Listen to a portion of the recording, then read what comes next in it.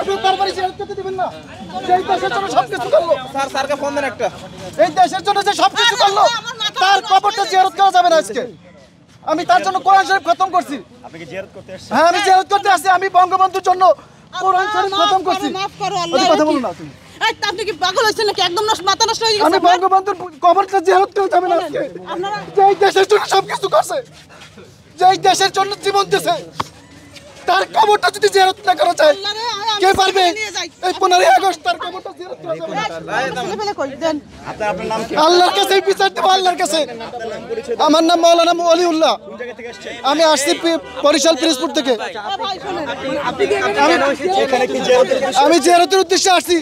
আমার পরিবার সহ আমরা বঙ্গবন্ধু কোনটি পাড়ায়? তার বাড়িতে আজকে এইভাবে নির্মমভাবে 15 আগস্ট থেকে শহীদ করা হয়েছে।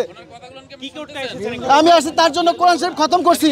2টা খতম দিছি আমি, 2টা খতম দিছি তার জন্য জিয়ারত করবো তার বাড়িতে। আমি তার নির্মমভাবে যারা 15 আগস্ট তার সব পরিবারকে শহীদ করছে এই দেশের জন্য, ব্রিটিশরা তারা এই ব্রিটিশদের বিরুদ্ধে আন্দোলন করছে, এই ব্রিটিশরা আবার এই দেশটা দখল করছে। এই ব্রিটিশ বিনিয়া শক্তি। না না, আমি কোনো দল করি না। এই দেশ আবার ব্রিটিশ এবং পশ্চিমা শক্তি দখল করছে। এখন কি প্রবেশ করতে? এখন না, আমাকে প্রবেশ করতে দিচ্ছে না।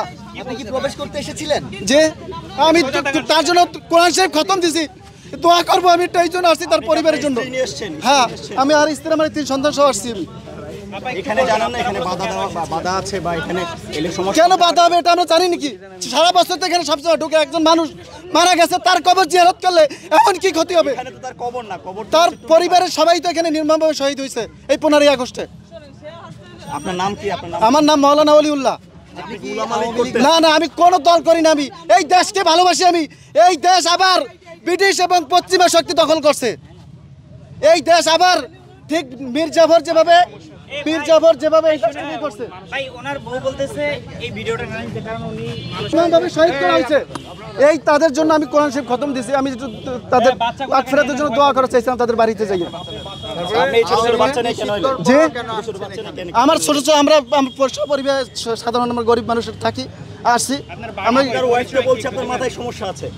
যে আপনার ওয়াইফ বলছে আপনার মাথায় সমস্যা আছে। আমি বঙ্গবন্ধুকে ভালোবাসি, বেশি অতিরিক্ত ভালোবাসি, এবং সে দেশের জন্য আমি তার ওই জীবনী পড়েছি। পড়ার পরে আমি দেখছি সে দেশের জন্য এরকম করছে। এখানে তাকে নিয়ে আসলেন কেন? আমি বলছি একটা যাবো, তার জন্য দোয়া করবো, তার বাড়িতে গিয়ে একটু দেখবো, জিয়ারত করবো। গ্রামের বাসা কোথায়? আপনার পরিচয়টা? আমার গ্রাম পিরোজপুর, জেলা পিরোজপুর, নাজিরপুর থানা। আপনি কি করেন? ঢাকায় কি করেন? আমি ঢাকায় একটু জুতোর ব্যবসা করে মাদ্রাসায় পড়াই। এর আগে কি আসছিলেন এখানে?